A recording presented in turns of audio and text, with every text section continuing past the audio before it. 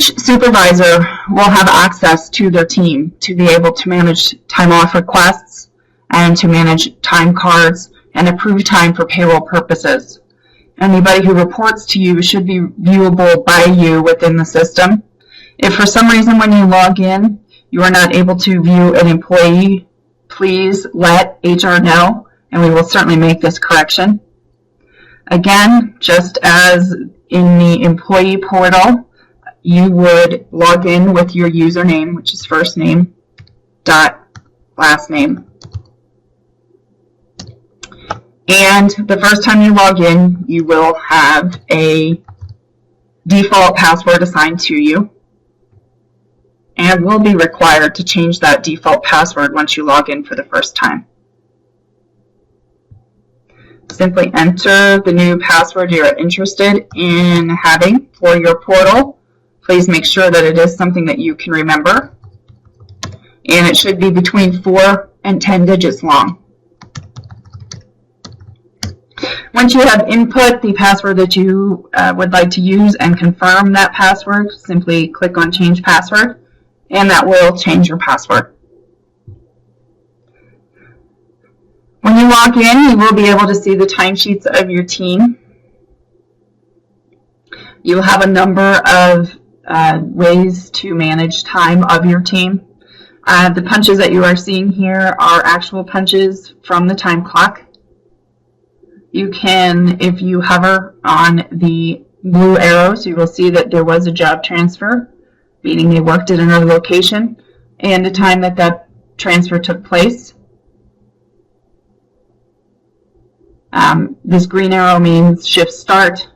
The coffee cups in and or out and in are for meal start and meal end, and of course your shift end punches. If you find that there is a time that needs to be audited, you do have the capability to audit the time for your employees. Please keep in mind that the system does keep track of who's making what kind of changes. And we will run periodic reports to keep track of what kind of changes are being made within the system. But you can do a couple of things here. If Mickey Mouse forgot to clock in for the total day of February 19th and you need to add a shift, simply click on that date. As you can see, the day then becomes a yellow block, and in the middle there is a Add New Shift button. If you click on that button, it will open up a window which will allow you to select location, job, and time in, time out. You can add in and out for meals as well. Simply click on the Add a Meal to the Shift button to the left of the secondary screen that is opening. To accept these times, you need to make sure to really click on the arrow and that time will change to a clock.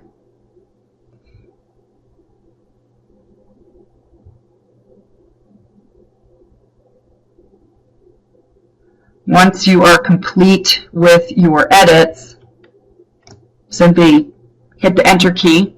That will populate the punches into the time or the day that you have input them. Make sure you do click on Save so that the time does remain in the system.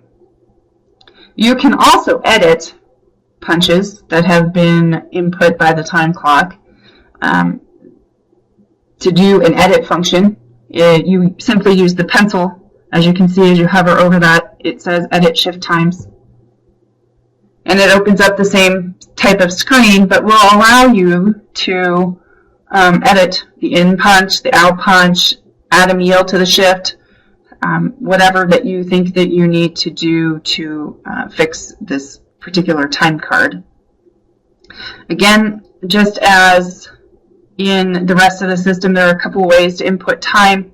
You can either simply type the time over this time punch. You can click on the clock, hover on the clock, click on the back arrow, which will change the time by a minute, or the right-hand arrow will increase the time by a minute. say he actually came in at 2:45 or forgot to clock in immediately, simply click on enter, and again remember to click on save.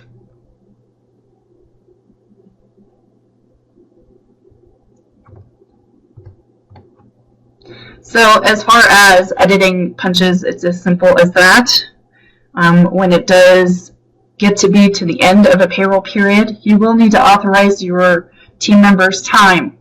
You can do that a couple of ways. You can simply click on all of your employees. Mickey Mouse, if you had more than one employee here, if you would simply hit the shift key and then the mouse key, that would highlight everything in that orangish yellow color, and you could simply click on authorize.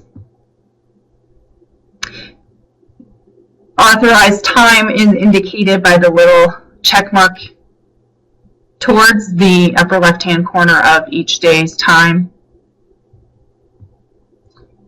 If you found that you had authorized time but actually needed to make an edit, simply click on the day that you need to edit, unauthorize the time, and you are free at that point in time to use the edit functions again.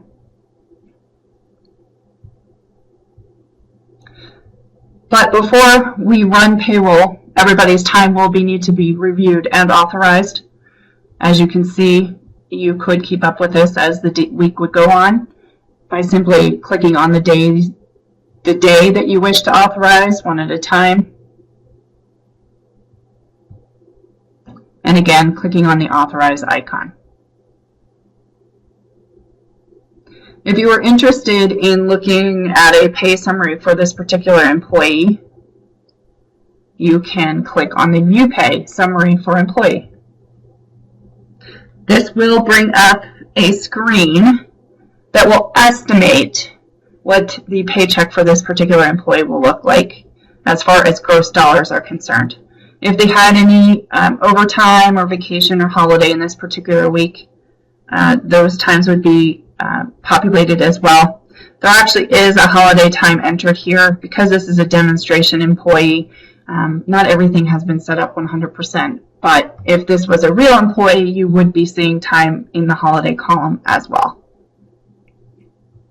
If you wish to see what the pay looks like just for one day, simply change your view to daily, and it will list the days, or the day, the ins and the outs, and the dollars associated with those ins and outs. As you can see, the meal time is unpaid, but it does let you know how long the meal time was.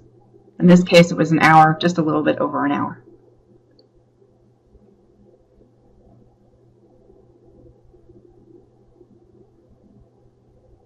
There is a scheduling function in this system. We're not requiring that managers use this, and I'm not going to go over it within the module today. However, if you would like to utilize this function, feel free to do so. If you have an employee that is known to work at another location, you are able to assign that employee to another location for that particular day, and you're also able to assign shifts. And if you did so, you would get notification if people were late or left early as per the rules that have been set up behind the scenes. But again, this is not a required function. I just wanted to bring it to your attention that that is in the system. One part of the system that you will want to check on a regular basis is the My Day dashboard. On this particular dashboard, you will see if there's a payroll that's required to be approved. It would populate on the right-hand side of the screen. Right now, there is not a payroll that's required for approval. So here you can see no approvals required between 2/14 and 2/8.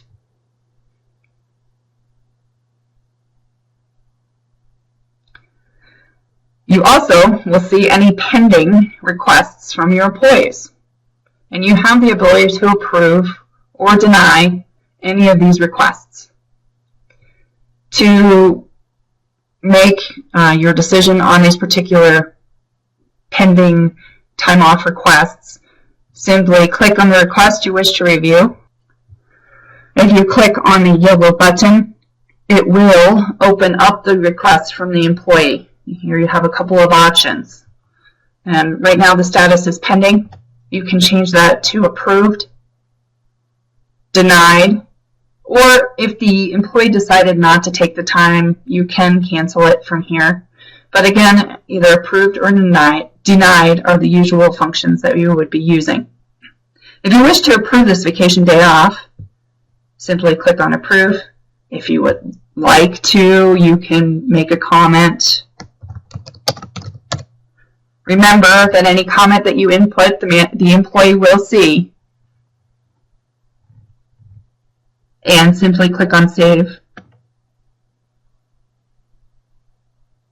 The request has disappeared because now it is no longer a pending request and is actually an approved request. You can change this filter to be able to see your approved requests.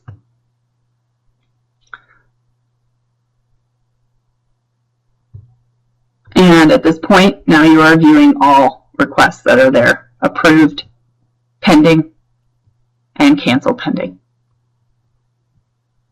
So again, to change the filter, I simply went to the box next to status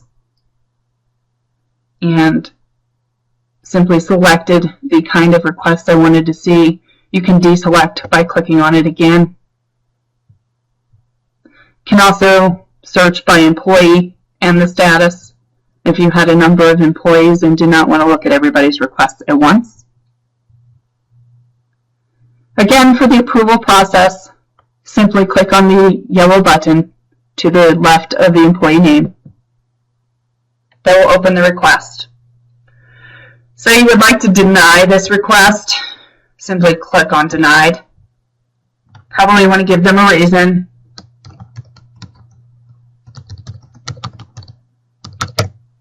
And click on save.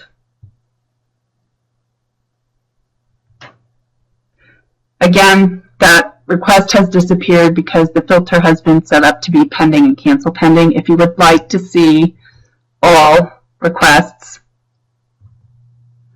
simply change your filter and it will allow you to see all your requests. Once a request has been approved, there is a green check mark. Denied will be marked with a red X.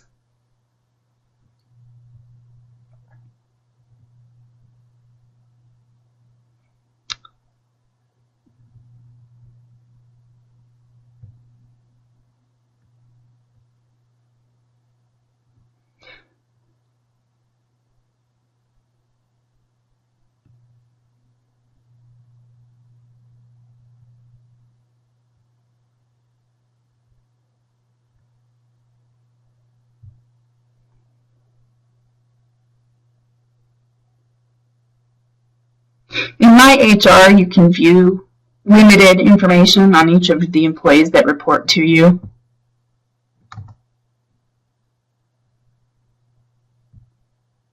You will be able to see addresses, phone numbers, where they're assigned to work.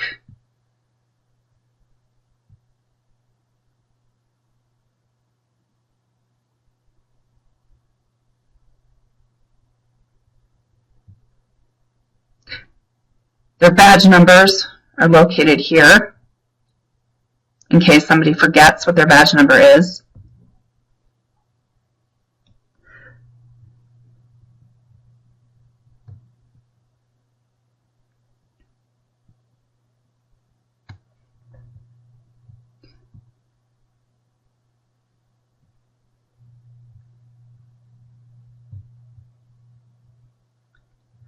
As far as the manager functionality, that pretty much covers the information and the functionality that we have today in the system.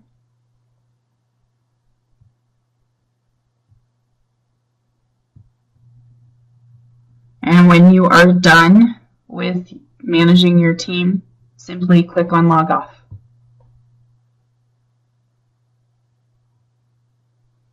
If you have forgotten to save anything, you will receive a warning. You will have the opportunity to go back and click on Save, and then log off. If you have any questions on this portal, please contact your regional manager or human resources. Thanks.